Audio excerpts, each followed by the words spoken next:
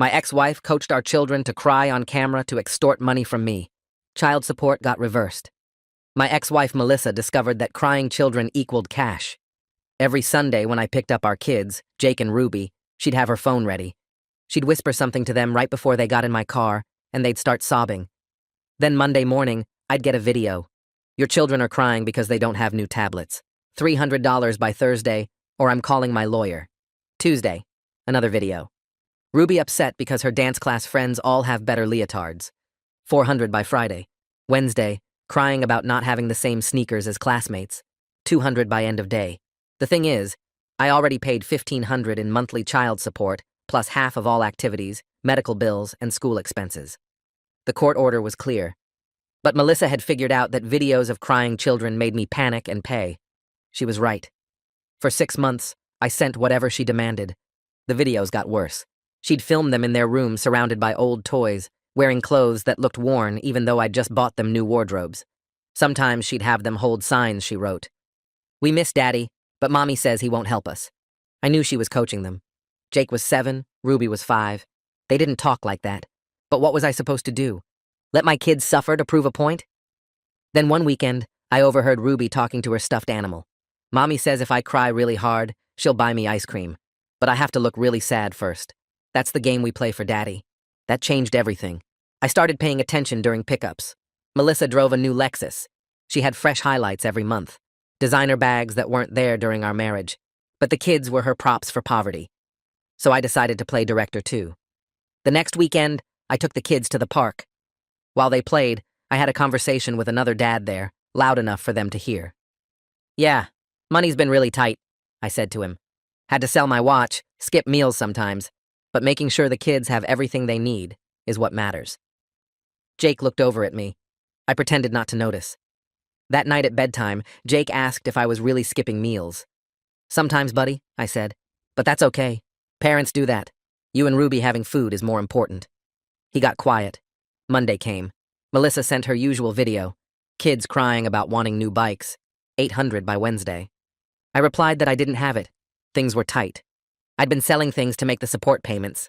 She sent back laughing emojis. Not my problem. Find it, or I call my lawyer. Tuesday night, I picked the kids up for my scheduled dinner. Melissa had them in the same worn clothes she used for videos, even though I could see their good clothes in the laundry basket behind her. At McDonald's, I counted out exact change for their happy meals, then told them I wasn't hungry. The kids exchanged looks. "Daddy, you can have some of my nuggets," Ruby offered. "I'm okay, sweetheart. You eat." When I dropped them off, they ran straight to Melissa. I heard Jake through the door. "Daddy didn't eat dinner. He said he doesn't have money." Melissa laughed. "He's lying, baby. Daddy has lots of money. He just doesn't want to share." Wednesday morning, no video. Thursday, nothing. Friday, Melissa called. "The kids are acting weird," she said. "They keep trying to give me their allowance for you." I stayed confused. For me? Why would they do that? She got frustrated. Jake saw me buying my new purse and asked why I have money for purses, but Daddy doesn't have money for food. "What did you tell them?" "Nothing," I said. "Must be confusing for them to see you with new things while telling them we don't have money for what they need." She hung up. That weekend, the kids brought bags of snacks from home. Ruby handed me fruit cups. "So you don't get hungry, Daddy." Jake had made sandwiches with his own hands, messy peanut butter and jelly. "We brought these for you." Melissa watched from the doorway, arms crossed. The next week, something shifted. The kids started asking her questions. Why did she have a new purse if they needed new bikes? Why did she get her nails done if they needed tablets? Kids notice everything when you teach them to look. 2 weeks later, Melissa called a meeting. "The videos need to stop," I said simply. "They're confusing the children." She sat across from me, fidgeting with her phone. "They're worried about you not eating," she said quietly. "They tried to sell their toys at school." Ruby told her teacher her daddy was hungry. The teacher called me. I nodded. "Must be hard for them to understand why you tell them we're poor while driving a Lexus." She stared at her hands. 3 weeks went by. No videos. Then Melissa texted, "We need to talk in person." The message sat on my screen for 5 minutes before I replied. I suggested the coffee shop on Main Street, tomorrow at 2 while the kids were at the school. She agreed immediately. I spent the rest of the day wondering what changed. 3 weeks of silence after months of constant demands, and now she wanted to meet face to face. I showed up 10 minutes early and picked a table in the back corner where we could talk without an audience. Melissa walked in at exactly 2, wearing jeans and a plain sweater instead of her usual designer clothes. She sat down across from me and kept her eyes on the table. Her fingers twisted the napkin in front of her into tiny shreds. I waited. She needed to be the one to start this conversation. Finally, she looked up, just for a second, then back down at her hands. "The videos got out of hand," she said quietly. "I know that now. The kids are confused and upset, and I think we need to figure out a better way to handle things. A better arrangement that works for both of us." I kept my face neutral and asked what kind of arrangement she had in mind. She took a breath and laid it out like she'd been practicing. 500 a month, cash, on top of the regular support. No more videos, no more demands. We both just forget the whole thing happened and move forward. Her voice got stronger as she talked, like she thought this was a reasonable solution. Like she was doing me a favor by only asking for 500 instead of the random amounts she'd been demanding. I let the silence stretch out between us. She fidgeted with her coffee cup, waiting for me to agree. Instead, I told her I needed time to think about it. "We should probably both talk to lawyers first," I said. "Make sure any new arrangement is legal and actually protects the kids." Her whole body went stiff. The soft, apologetic version of Melissa disappeared in half a second. Her jaw clenched, and she stared at me with the same hard look I remembered from our divorce. "Why do we need lawyers?" she asked, but it wasn't really a question. It was an accusation. "We can handle this ourselves like adults." I stood up and said I'd be in touch after I talked to someone who knew family law. She didn't say anything else, just grabbed her purse and walked out ahead of me. That weekend, I had the kids from Friday night through Sunday afternoon. Saturday morning, Jake was quiet during breakfast, pushing his cereal around in the bowl without eating much. Finally, he looked up at me with worried eyes. "Are you really selling your stuff to pay for our food?" I put down my coffee and pulled my chair closer to his. I explained that Mommy had been confused about our money situation for a while. She thought I didn't have enough to take care of them, but that wasn't true. I was working on clearing everything up, so nobody had to worry anymore. He seemed relieved, but still uncertain. Ruby was playing with her dolls in the living room when I sat down next to her on the floor. She immediately stopped playing and her bottom lip started to tremble. "Did I do something bad by telling you about the crying game?" she asked. Her voice was so small I had to lean in to hear her. I pulled her onto my lap and promised her she did exactly the right thing by being honest. Being truthful is always good, even when it's hard. I told her I was proud of her for telling me the truth. She wrapped her arms around my neck and squeezed tight. The rest of the weekend felt lighter somehow, like a weight had lifted off all three of us. Monday morning, I called the number my coworker had given me 2 weeks earlier. Blake Simmons ran a family law practice downtown and had a reputation for being tough but fair. His secretary scheduled me for that afternoon. I spent my lunch break at home gathering everything. Printed copies of every video Melissa had sent. Screenshots of all the text messages with her demands and deadlines. Bank statements showing every payment I'd made beyond the court-ordered support. 6 months of documentation filled a 2-inch binder. Blake's office was on the 3rd floor of an old building that had been renovated into professional suites. He was younger than I expected, maybe late 30s, with sharp eyes that didn't miss anything. We shook hands, and he gestured to the chair across from his desk. I handed him the binder, and he started at the beginning. The first video played on his computer, Ruby crying about tablets. His expression stayed neutral. Second video, Jake sobbing about bikes. His jaw tightened slightly. Third video, both kids with signs. His face got darker. He went through every single one without saying a word. When he finished, he leaned back in his chair and was quiet for a long moment. "This is parental alienation combined with extortion," he finally said. "The coaching alone is serious. The financial demands on top of documented support payments make it worse. You have solid grounds to request custody modification and reimbursement of the extortion payments." He asked detailed questions about the custody schedule, the kids' adjustment, any other concerning behaviors. I answered everything as completely as I could. By the end of the meeting, he had filled 6 pages with notes. Blake pulled out a legal pad and walked me through next steps. Document everything going forward. Every interaction, every exchange, every conversation. Keep all communication in writing from now on. Text or email only, no phone calls unless absolutely necessary. Most importantly, do not pay anything beyond the court-ordered amounts. Not $1. If she threatens to call her lawyer, let her. We want this in front of a judge. He'd file a motion to modify custody and support arrangements within the week. The court would likely order evaluations and appoint someone to represent the kids' interests. The process would take months, but the documentation I'd gathered gave us a strong position. I left his office feeling like I could finally breathe properly.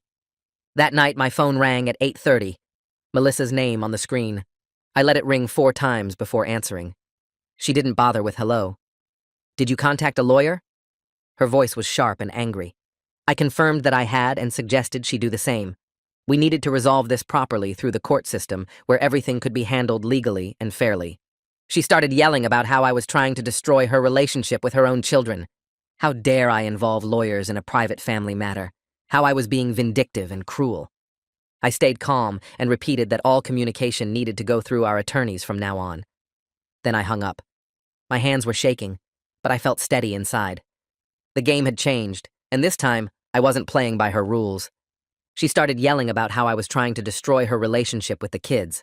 Her voice got louder with each word, talking about how dare I involve lawyers in what should be a private family matter. She called me vindictive and cruel for taking this route instead of working things out between us like adults. I let her finish without interrupting. When she finally stopped to take a breath, I repeated that all communication needed to go through our attorneys from this point forward. She started up again, threatening to tell Jake and Ruby that I was being mean to their mommy and trying to take them away from her. I stayed calm and told her that making threats was exactly why we needed lawyers involved. Then I hung up. My hands shook as I set the phone down, but inside I felt steady and clear about the decision. Blake moved fast. The next morning, he filed the motion for emergency custody evaluation and modification hearing at the courthouse. The paperwork included everything we'd discussed, laying out the pattern of coached videos and financial extortion over 6 months. He added a specific request for the court to appoint a guardian ad litem who would represent Jake and Ruby's interests separately from either parent. Someone who could talk to the kids, observe our interactions, and tell the judge what was actually best for them, instead of what either Melissa or I claimed. The filing went through by noon, and Blake called to confirm the court had accepted it. A hearing date would be set within the next few weeks. He reminded me again to document everything and keep all communication with Melissa in writing only. 2 days passed without any contact from Melissa. Then my phone rang during my lunch break at work. The caller ID showed Jake's school number. I answered and heard the school counselor introduce herself. She explained that Jake had come to see her during a routine check in that morning. The school did these sessions with all students a few times per year to make sure kids were doing okay emotionally and academically. During the conversation, Jake had mentioned the videos and what he called the crying game. He'd told the counselor about how his mom would have them cry on camera and then show the videos to me.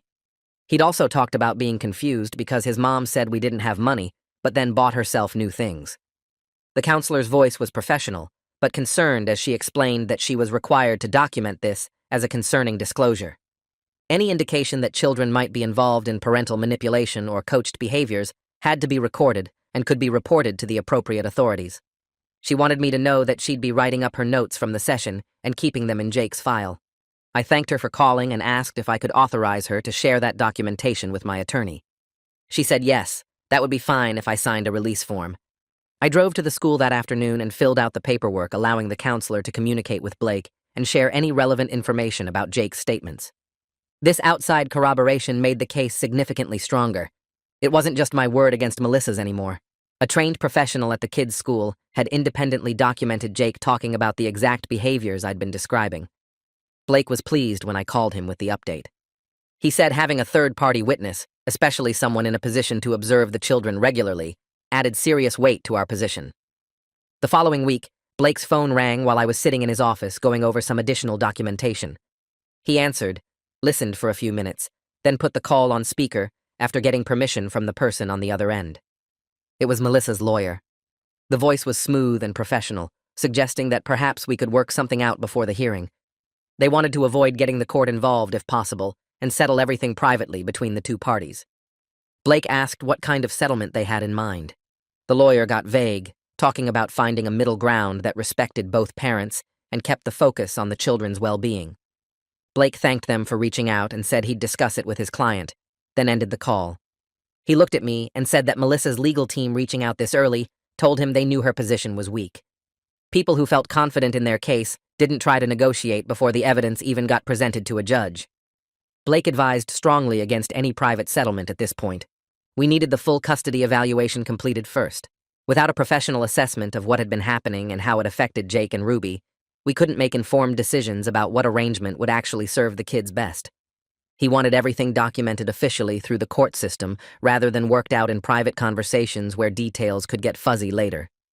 I agreed. This wasn't about punishing Melissa or winning some battle. It was about making sure the kids grew up in an environment where they weren't used as tools for manipulation or money.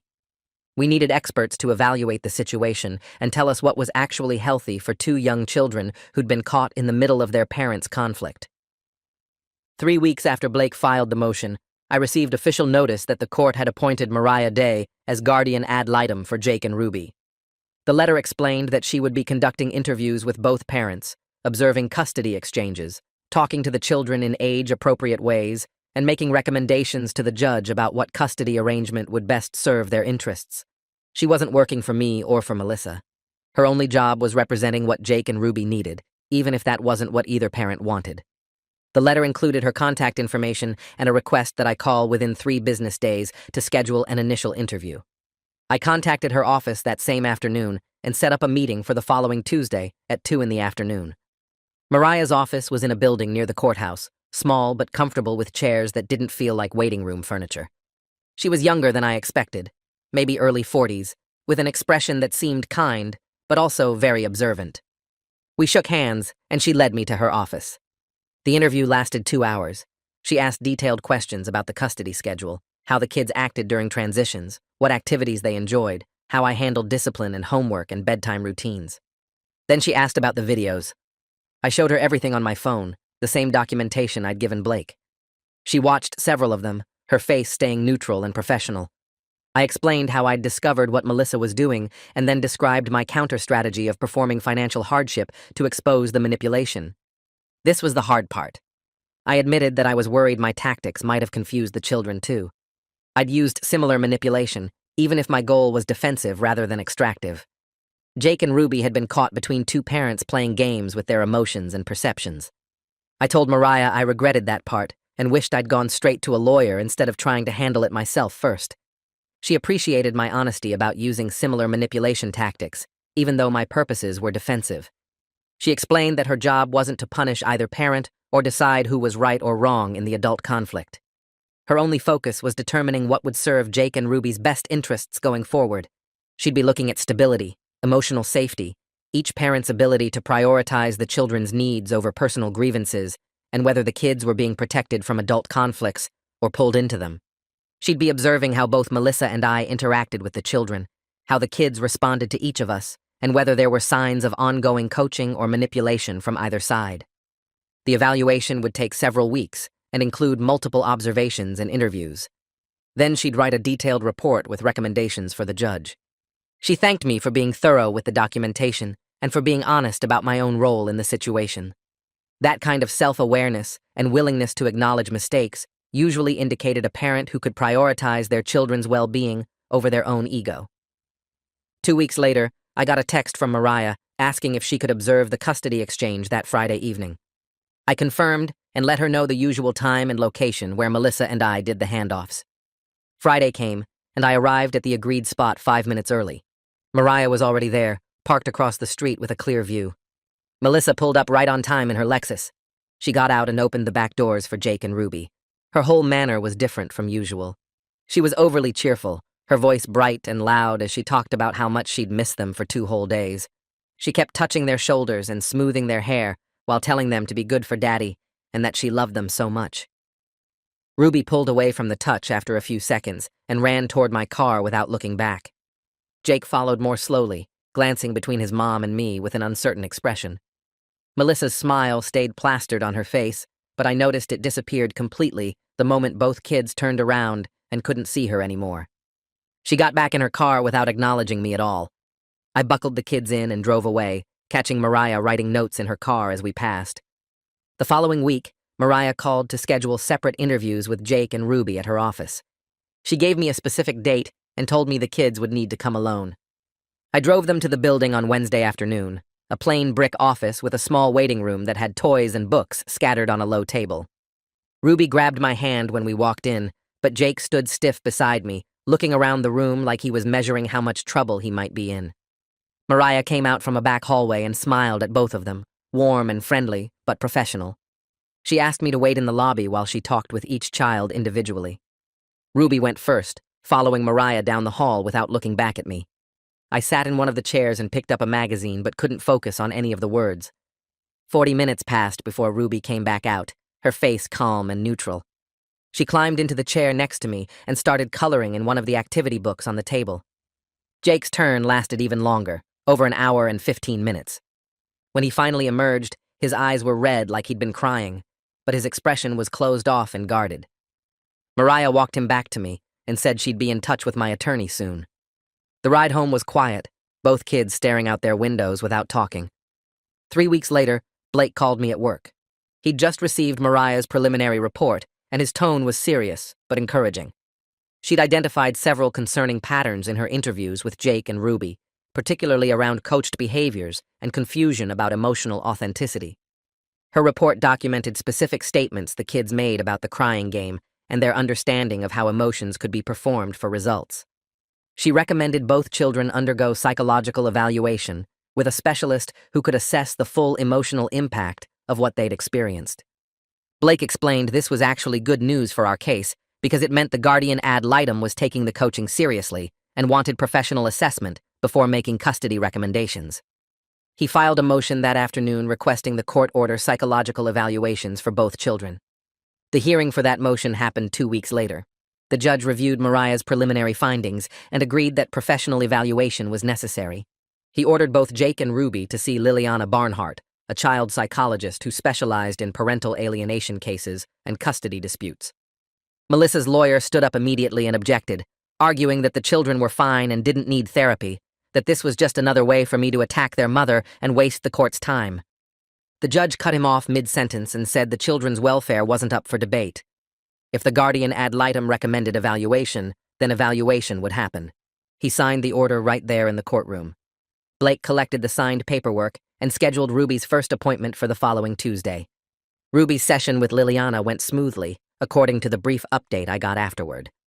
Liliana's office sent a short message through Blake, confirming that Ruby had been cooperative and engaged during the appointment. She'd answered questions appropriately for her age and seemed comfortable in the therapy setting. That was all the information I could get until Liliana completed her full evaluation and wrote her formal report. The lack of details made me anxious, but Blake reminded me that confidentiality rules existed to protect the kids, not to keep me in the dark maliciously. I had to trust the process and let the professional do her job without interference. Jake's first session was scheduled for Thursday, and Liliana called Blake afterward to discuss scheduling concerns. Jake had been more guarded and resistant during the appointment, which wasn't surprising given his age and awareness of the situation. He was old enough to understand that what he said might affect where he lived and how often he saw each parent. That created loyalty conflicts that made it harder for him to open up honestly. Liliana wanted to schedule 3 additional sessions with Jake before completing her assessment, giving him time to build trust and feel safe enough to talk freely. Blake approved the extended timeline and explained to me that this was normal for older kids in custody cases. Rushing Jake's evaluation would only produce incomplete or unreliable results. During the evaluation period, Melissa's behavior changed completely. She followed the custody schedule exactly, showing up on time for every exchange and never asking to switch days or adjust times. The financial demands stopped entirely. No texts asking for extra money, no videos, no threats about calling her lawyer. When I picked up the kids, she was polite and brief, handing over their backpacks without commentary or drama. Her lawyer was clearly coaching her to demonstrate cooperative parenting behavior before the final hearing. Everything she did now would be part of the record that Mariah and Liliana considered when making their recommendations. Blake had warned me this would happen, that parents often became model co-parents once court proceedings started, trying to erase months or years of problematic behavior with a few weeks of good conduct. I kept my own behavior steady and consistent throughout the evaluation period. The kids came to my apartment every Tuesday and Thursday for dinner, plus alternating weekends. We had the same routines every time: homework at the kitchen table, dinner together, then an hour of TV or games before I drove them back. I never asked them about their sessions with Liliana or what they told Mariah. I never said anything negative about their mother or tried to influence what they might report to the professionals evaluating our family. Blake had been clear that my behavior during this period mattered just as much as all the documentation from the past 6 months. The court would be watching how I handled the stress of litigation, whether I could prioritize the kids' emotional needs over my desire to win the case. Any sign that I was coaching them or bad-mouthing Melissa would damage my credibility and hurt my chances for custody modification. The call from Ruby's teacher came on a Wednesday morning while I was at work. She apologized for bothering me, but said something had happened at the school that she felt obligated to report. During recess, Ruby had been talking with another girl about a toy the other girl wanted. The girl had started crying because her parents said she couldn't have the toy until her birthday. Ruby told her that crying wouldn't work unless she did it right, that you had to look really sad and make your voice shake, and then sometimes you could get things sooner. The teacher had overheard the conversation and pulled Ruby aside to talk about it. Ruby explained matter-of-factly that her mommy had taught her how to cry the right way to get things from Daddy, but it didn't work anymore because Daddy figured out the game. The teacher documented the incident in writing and asked if she could share the report with Mariah, since she knew our family was involved in custody proceedings. I thanked her for calling and told her she absolutely should share everything with Mariah and anyone else involved in the case.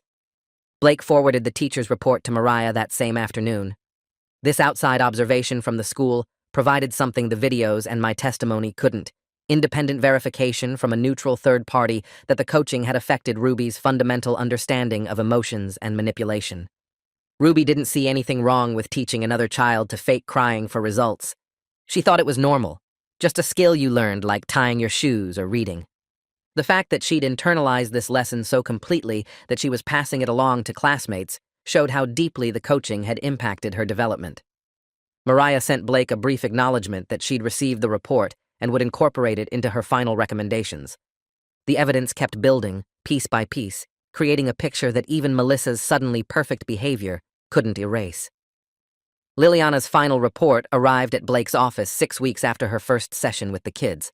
The document ran 23 pages with detailed observations, test results, and professional opinions about what she'd seen during her evaluation period. Blake called me to his office to review it before filing with the court.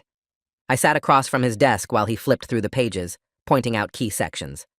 The diagnosis section stated both children showed adjustment issues related to parental conflict and emotional manipulation. Ruby demonstrated confusion about genuine versus performed emotions, often mimicking distress behaviors she'd been taught rather than expressing authentic feelings. Jake showed anxiety about loyalty conflicts and fear of disappointing either parent through honest communication. Liliana recommended family therapy for all 4 of us, modified custody arrangements to reduce the children's exposure to coaching behaviors, and individual counseling for both kids to help them process what had happened. Her professional opinion section didn't pull punches. She stated clearly that Melissa had engaged in systematic coaching behaviors that confused the children's understanding of authentic emotion and appropriate parent-child boundaries. The videos represented a pattern of using the children as tools for financial gain rather than protecting their emotional well-being. Ruby's classroom incident about teaching another student to cry properly showed how deeply the manipulation had affected her development.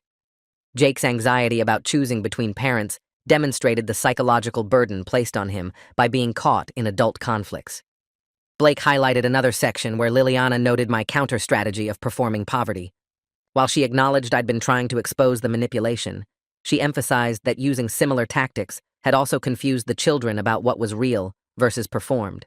Both parents needed to commit to authentic communication and stop using the kids as pawns in their conflict. The recommendations included supervised visitation for Melissa until she completed parenting classes focused on appropriate boundaries. I would get primary physical custody with the understanding that both parents would participate in co-parenting counseling to establish healthier patterns. Blake explained this report gave us everything we needed for the custody modification hearing. Liliana's credentials were solid, her methodology was thorough, and her conclusions aligned with all the other evidence we'd gathered. He filed the report with the court that afternoon, along with updated documentation of Melissa's lifestyle. The new evidence included her Instagram posts from the past 2 months, showing spa days, shopping trips, and restaurant visits that didn't match her claims of desperate poverty. Her car payment records showed the Lexus cost more monthly than my rent. Credit card statements Blake had subpoenaed through discovery showed regular purchases at high-end stores during the same period she was demanding emergency money for the kids' basic needs. The court scheduled a mediation session before the formal hearing. Fletcher McIntyre, the mediator assigned to our case, wanted to see if we could reach an agreement without going through a full trial. Both lawyers and both parents had to attend. The mediation happened in a conference room at the courthouse on a Tuesday morning. Fletcher sat at the head of a long table with Melissa and her lawyer on one side, Blake and me on the other. Mariah attended as the children's representative. Fletcher was in his 60s with gray hair and a calm voice that suggested he'd seen every family conflict possible. He started by explaining the mediation process and ground rules. Everything discussed here was confidential unless we reached an agreement. The goal was finding a solution that served the children's best interests without the time and expense of a trial. He'd reviewed all the evidence, including the videos, financial records, and Liliana's evaluation. Fletcher turned to Melissa first. He asked her directly about the videos and the pattern of demands. She looked at her hands and spoke quietly. She admitted making the videos and asking for money beyond the support order. She claimed she'd been financially stressed after the divorce and made poor choices trying to maintain the lifestyle the kids were used to. But she insisted she never meant to harm them. She thought she was fighting for what they deserved. Fletcher let her finish, then asked about the coaching. Melissa's voice got defensive. She said she sometimes suggested what the kids could say to me about their needs, but she called it helping them communicate, not coaching. Ruby and Jake didn't always know how to express what they wanted, so she gave them words.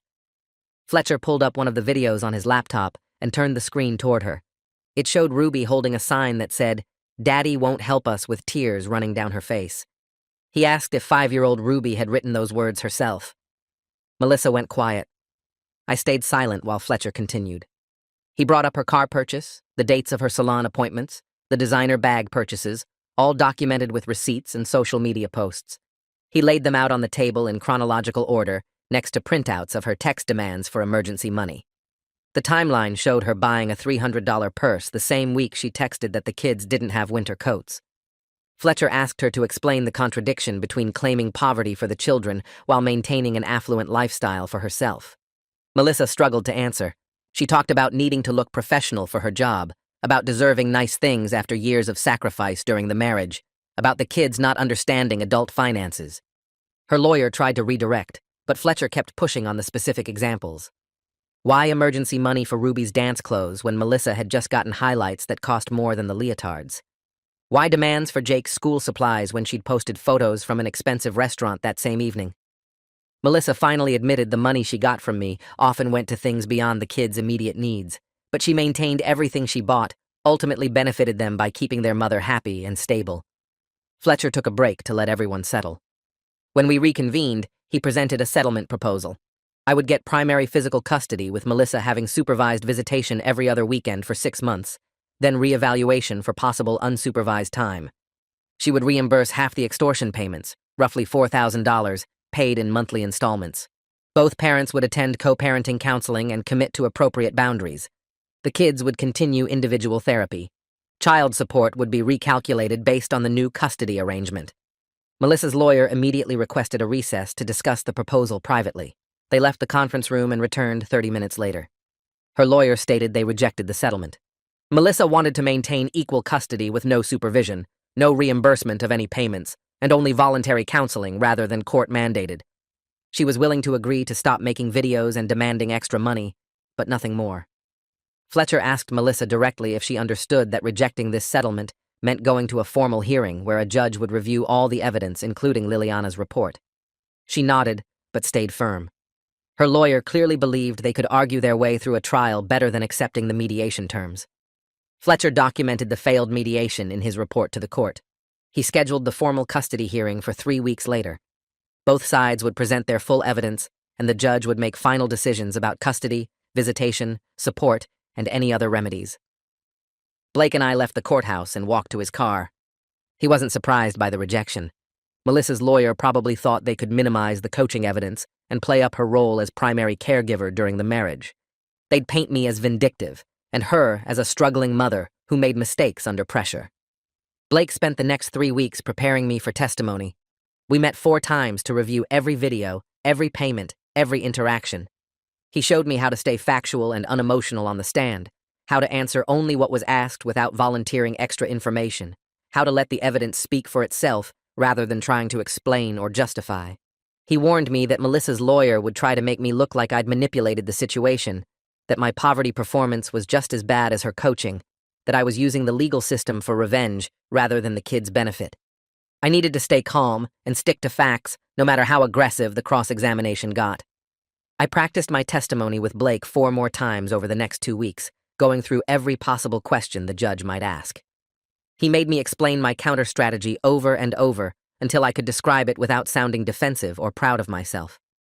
The goal was to show regret for involving the kids while still demonstrating why I had to document what Melissa was doing. 5 days before the hearing, my phone lit up with an email notification at 11 at night. Melissa had sent a message directly to me instead of through the lawyers, breaking the communication rules Blake had established. The subject line read, "Please read this before court." I opened it and found 3 pages of apologies and explanations about how sorry she was for everything, how she never meant to hurt the kids, how she was just scared about money after the divorce. She begged me not to take Jake and Ruby away from her, promising she would never make another video or ask for extra money again if I would just drop the custody modification. She wrote that the kids needed their mother and she couldn't survive losing them over mistakes she deeply regretted. I forwarded the email to Blake without responding to her. He called me 10 minutes later and told me this was actually helpful evidence because it showed she was still trying to contact me inappropriately and manipulate the situation right before the hearing. He forwarded it to the judge with a note about the continued boundary violations. The weekend before the hearing, I had the kids at my apartment for our regular time. Jake sat on the couch Saturday morning looking nervous and picking at a loose thread on the cushion. He finally asked if he had to talk to the judge on Monday and tell the judge which parent he wanted to live with. I sat down next to him and explained that Mariah was his voice in court, that she had already talked to him and Ruby about everything, and neither of them would have to testify or choose between their parents. The judge would make the decision based on what the adults said and what was best for both kids. Ruby came over and climbed into my lap, asking if she did something wrong by telling me about the crying game. I hugged her and said she did exactly the right thing by being honest, that telling the truth is never wrong even when it makes things complicated. Monday morning arrived and I met Blake at the courthouse at 8:30. The hearing was scheduled for 9 and would take most of the day according to Blake's estimate. Melissa arrived with her lawyer at 8:45, wearing a conservative dress and minimal makeup, clearly trying to look like a responsible parent rather than someone who spent money on designer items. We all went through security and waited in the hallway until the bailiff called us into the courtroom. The judge was a woman in her 50s named Judge Christine Hernandez, known for being thorough and no-nonsense in family law cases. Blake presented our evidence first, showing the videos chronologically from the first one 6 months ago through the final demands before the crying stopped. Each video played on a screen in the courtroom while the judge watched without any expression on her face. The progression was clear, from simple requests that seemed almost reasonable at first to increasingly aggressive demands paired with more dramatic crying performances. Blake highlighted the contrast between the poverty narrative in the videos and the photos from Melissa's social media showing expensive purchases during the same time periods. He showed text messages where she demanded specific amounts by specific deadlines with threats about calling her lawyer. The documentation took 2 hours to present completely. Melissa's lawyer stood up for their turn and argued that his client had been under enormous financial stress after the divorce, that she had made poor choices in how she communicated her needs, but that none of this changed the fact that she loved her children deeply and had been their primary caregiver throughout their lives. They presented no evidence that contradicted the coaching or the financial inconsistencies, instead focusing entirely on her history as a good mother before the divorce and her genuine emotional connection to Jake and Ruby. The lawyer emphasized that mistakes in judgment should not result in children losing their mother. After lunch, I took the witness stand, and Blake walked me through discovering Ruby's conversation with her stuffed animal, my decision to document everything and use my own counter-strategy, and my regret about potentially confusing the kids with my poverty performance. Judge Hernandez asked me directly why I had paid the extortion demands for 6 months before taking any legal action, why I hadn't immediately contacted my lawyer or refused the first inappropriate request. I explained that I panicked every time I saw my kids crying, that I couldn't tell if they were really suffering or just performing, and that the fear of them actually needing something while I refused to help paralyzed my judgment. She asked if I understood that my counter-manipulation had also used the children as tools in an adult conflict. I said yes, that I regretted that part deeply, but that I needed them to see the contradictions themselves because no one would believe me without evidence. Mariah testified next about her observations during custody exchanges, her interviews with both children, and her review of all the documentation. She stated clearly that Melissa had engaged in coaching behaviors that confused Jake and Ruby's understanding of genuine emotion versus performance, that this had caused measurable anxiety in both children about their role in parental conflict. She recommended primary physical custody with me, therapeutic visitation for Melissa under supervision until she completed parenting education, and mandatory co-parenting counseling for both parents to establish healthier communication patterns. Liliana took the stand after Mariah and discussed her psychological evaluation of the children. She testified that both kids showed signs of stress related to being used as pawns in adult financial disputes, that Ruby in particular had internalized unhealthy lessons about manipulating emotions to get rewards. She stated both children needed stability and freedom from any further involvement in parental conflicts, that their emotional development depended on clear boundaries between adult issues and child experiences. Judge Hernandez asked Liliana if she believed Melissa's behavior rose to the level of emotional abuse.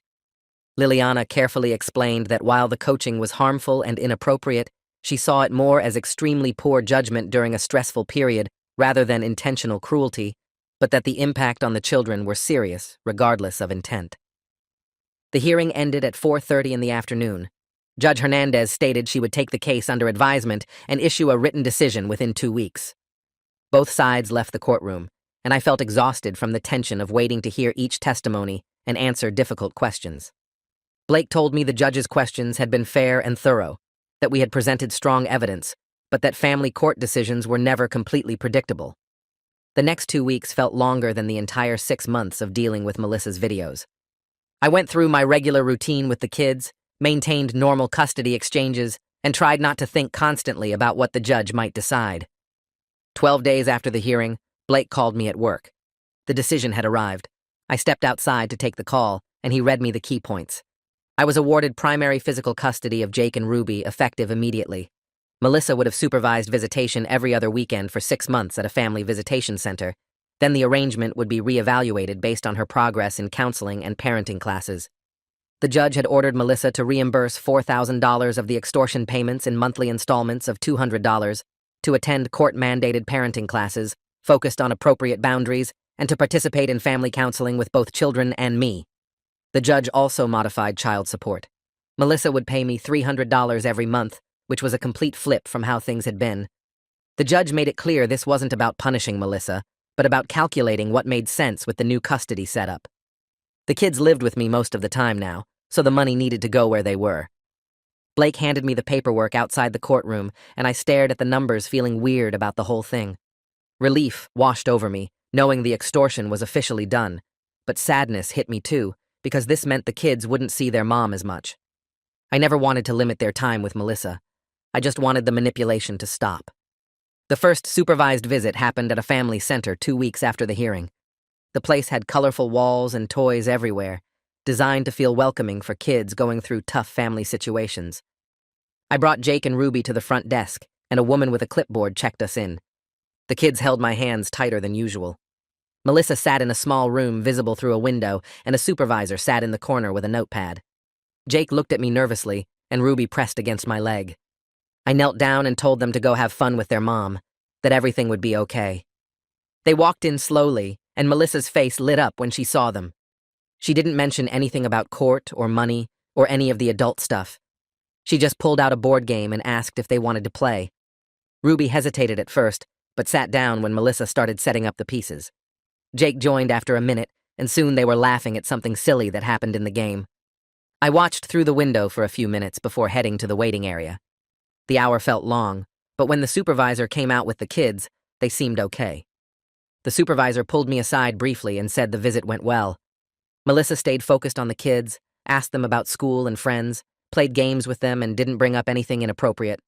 No coaching, no weird questions, just a mom spending time with her children. The supervisor would send a full report to the court, but the initial impression was positive. Over the next month, the pattern continued. Every other weekend, I'd drop Jake and Ruby at the family center, and they'd spend 2 hours with Melissa under supervision. The visits got easier each time. Ruby stopped asking me nervous questions beforehand, and Jake didn't grip my hand so tight when we walked in. The third visit, Ruby ran straight to Melissa when she saw her, excited to show her a drawing from the school. Jake started bringing his favorite book to read with his mom. Ruby stopped mentioning the crying game completely, like it had faded from her memory as just a confusing thing that used to happen. Jake seemed less worried about exchanges, not looking over his shoulder anymore or asking if everything was okay. The supervisor's report stayed positive. Melissa was doing what she needed to do, keeping visits appropriate and child-focused. 6 weeks after the custody change, family counseling started. The therapist's office had comfortable chairs arranged in a circle, with a small table in the middle holding a box of tissues and some fidget toys. Melissa and I sat across from each other with Jake and Ruby between us. The therapist, a calm woman in her 40s, introduced herself and explained that these sessions were about helping everyone communicate better and making sure the kids felt safe and heard. She established ground rules right away. No talking about adult conflicts in front of the children.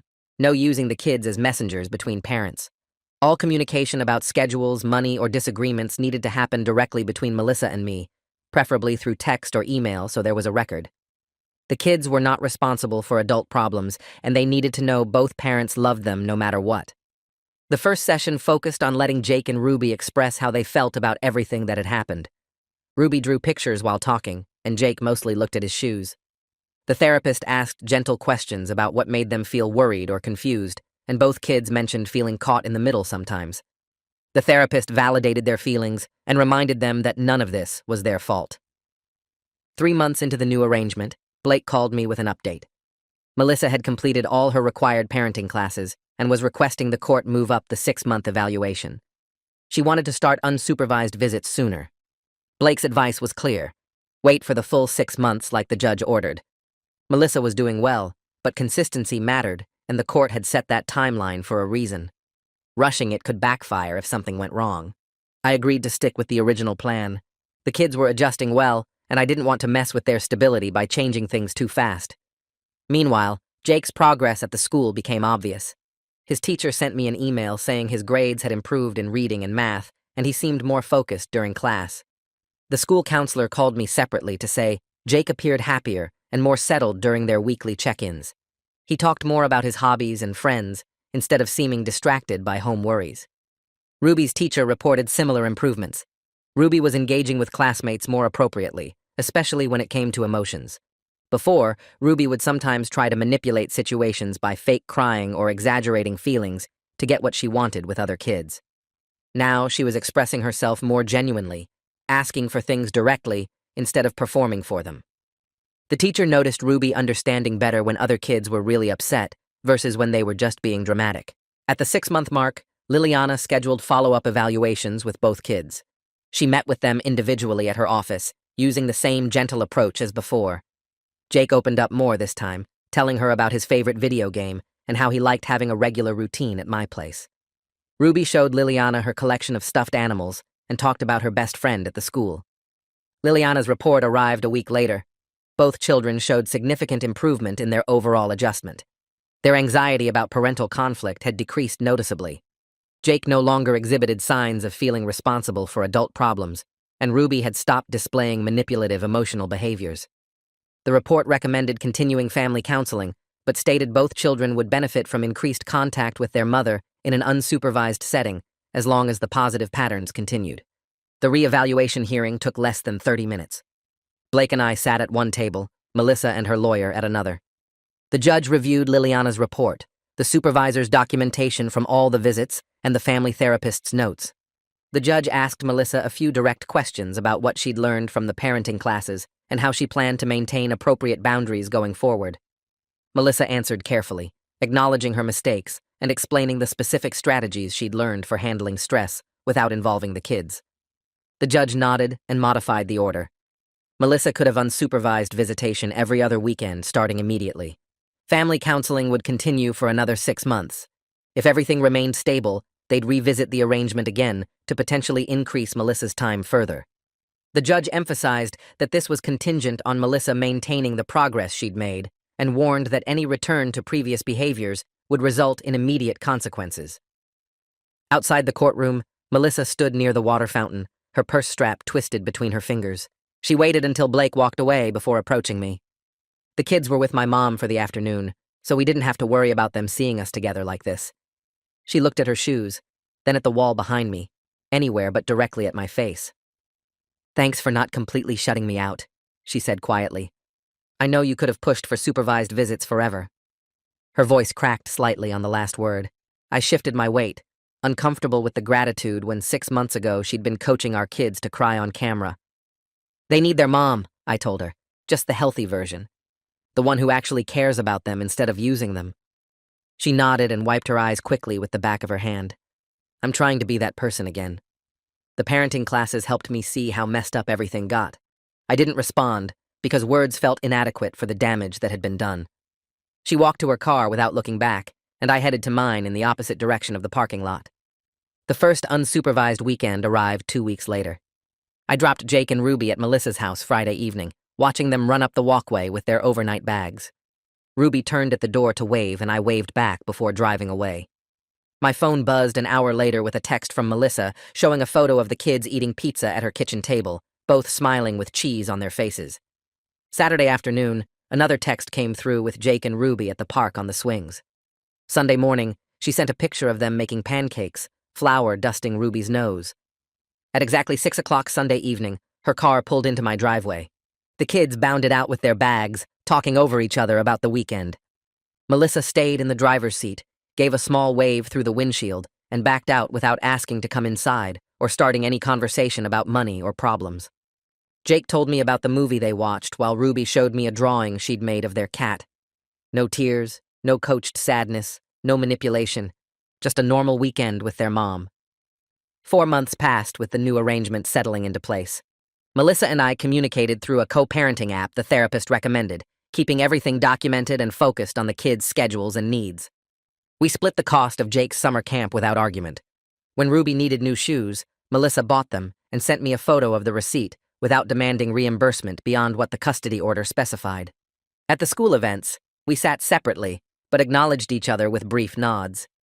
The family counseling sessions continued every other week, with both of us participating and the therapist helping us navigate disagreements about bedtimes and screen time limits. It wasn't friendly, not even close. We didn't chat about our lives or share jokes or pretend the past 6 months of manipulation hadn't happened. But we showed up on time for exchanges, responded to messages about the kids within reasonable hours, and kept our personal feelings separate from parenting decisions. Jake's teacher sent home a progress report showing his reading level had jumped 2 grades. Ruby's dance instructor commented that she seemed more confident and less worried during classes. The kids stopped asking questions about money or trying to take care of me emotionally. They acted like kids again. Life found a rhythm that actually worked. Saturday mornings, I made pancakes with Jake and Ruby before taking them to the park. Wednesday evenings, they did homework at my kitchen table while I cooked dinner. Every other weekend, they went to Melissa's house and came back happy, talking about normal kid things like movies and games and what they ate. The monthly child support payment arrived in my account on schedule, a small amount that covered basics and felt fair given the time split. I stopped checking my phone nervously for videos or demands. Melissa stopped using the kids as weapons or props. The therapist noted in our last session that both children showed significant improvement in their sense of security and trust. Jake told me one night at bedtime that he liked not worrying about grown-up stuff anymore. Ruby asked if we could get ice cream the next day without offering to cry for it or perform sadness. We were all moving forward, slowly building something healthier from the wreckage of what Melissa had created. The kids felt safe, boundaries stayed respected, and I could parent without fear of manipulation or extortion. That's what mattered most in the end.